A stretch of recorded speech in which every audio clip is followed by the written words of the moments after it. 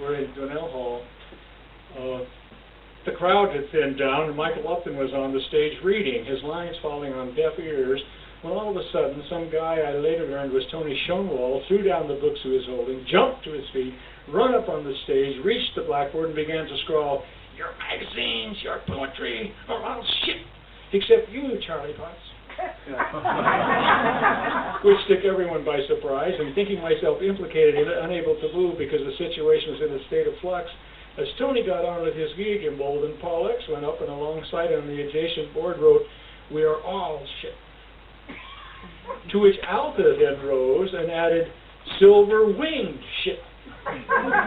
All of this creating a brouhaha in the audience. There seemed to be scant chance of Upton continuing to read, but he did.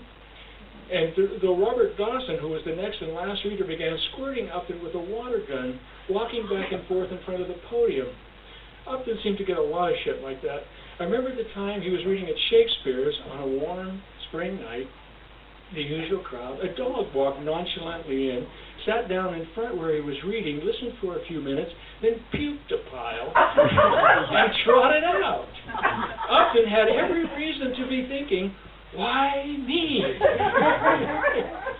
Instead, he turned to Dawson and said, "If the man talking about peace and waving the gun will sit down and shut up, I will cover you with silver-winged shit."